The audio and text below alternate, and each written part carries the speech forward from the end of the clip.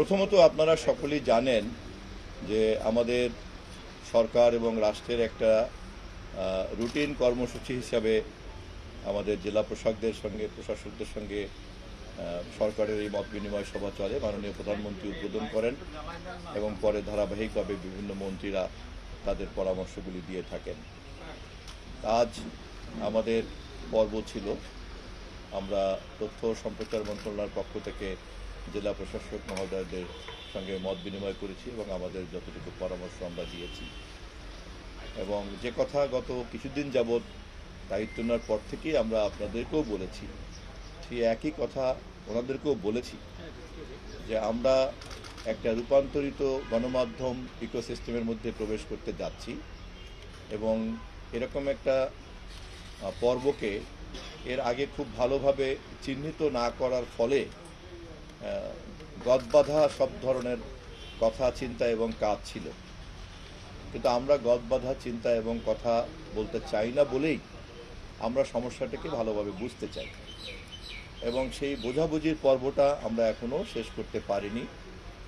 আমরা সেটাকেই গুরুত্ব দিয়েছি।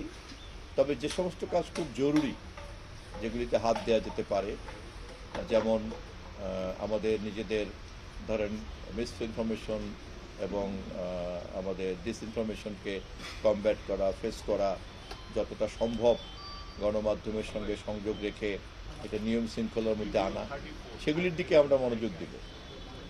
কিন্তু সমস্যাটা এরকম ক্ষুদ্র ক্ষুদ্র নয়।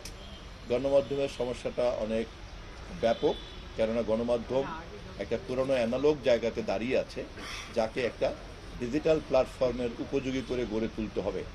আমরা ডিসি সাহেবদেরকে পরামর্শ দিয়েছি, তারাও যেন প্রস্তুত থাকেন তথ্য মন্ত্রণালয়ের পক্ষ থেকে যখন আমরা এই সক্ষমতা নিয়ে হাজির হব, তখন তারা তাদের সহযোগিতা এবং তাদের কর্মসূচিগুলিকে তারা এগিয়ে নিয়ে যাবেন। আমি একটু সংযুক্ত করছি আবারও। এমনিতে ধরেন স্বয়ংক্রিয়ভাবেই যে কোনো সরকারের তথ্য মন্ত্রণালয় হচ্ছে সরকারের মুখপাত্রের দায়িত্ব পালন করে এবং তথ্য মন্ত্রণালয়ের অধীনস্থ সংশ্লিষ্ট বিভিন্ন স্তরের যে কর্মকর্তারা, তারাই তথ্যটাকে ডিসেমিনেট করবেন, এটাই তো স্বাভাবিক। তবে আমি আগেই যে কথা বলছিলাম যে যেহেতু একসময় প্রেস মানেই ছিল মিডিয়া, এখন তো প্রেস মানে আর মিডিয়া না, এখন তো মিডিয়া তো মাস কমিউনিকেশন, যেখানে ব্রডকাস্টিং থেকে শুরু করে টেলিকমিউনিকেশন থেকে শুরু করে সোশ্যাল মিডিয়া থেকে শুরু করে ইন্টারনেট কমিউনিকেশন সবই পড়ে।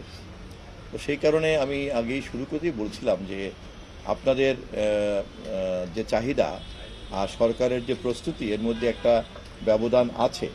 আমি খুব অনেস্টলি স্বীকার করছি, এটা রাষ্ট্রেরই দুর্বলতা, নট যে এটা সরকার। তবে নির্বাচিত সরকার হিসাবে আমরা এই দুর্বলতাগুলিকে যেহেতু চিহ্নিত করতে পেরেছি, অতএব খুব দ্রুতই একটা আধুনিক তথ্য ব্যবস্থাপনার মধ্যে আমরা প্রবেশ করতে পারবো। সেই প্রস্তুতি নেওয়ার জন্যই জেলা প্রশাসক মহোদয়দেরকে বলেছি। আমরা ইতিমধ্যেই নোয়াবের পত্রিকা মালিক সমিতির সঙ্গে মাননীয় প্রধানমন্ত্রীর বৈঠকে এ ব্যাপারে একটা নীতিগত আলাপ আলোচনা চালিয়ে যাওয়ার বিষয়ে সম্মতি আমরা তৈরি করতে পেরেছি। এরপরে আমরা টেলিভিশন মালিক সমিতির সঙ্গেও সরকার প্রধান মাননীয় প্রধানমন্ত্রীর সঙ্গে বৈঠক হবে। আমরা যেহেতু এটা মূলত মালিক পক্ষের বিষয়, এটা তো একটা শিল্প এবং এটা মূলত উদ্যোক্তার বিষয় এবং এখানে এমপ্লয়ার হচ্ছেন তারা, এমপ্লয়ি হচ্ছেন সম্মানিত সাংবাদিকরা।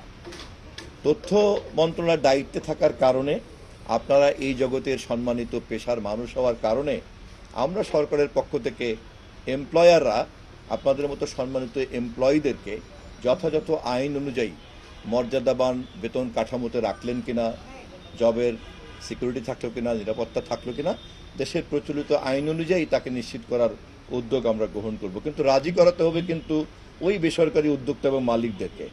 আমাদের মন্ত্রণালয়ে অন্যান্য সমস্যার মতো এই সমস্যাকেও আমরা খুব যথাযথভাবে চিহ্নিত করেছি।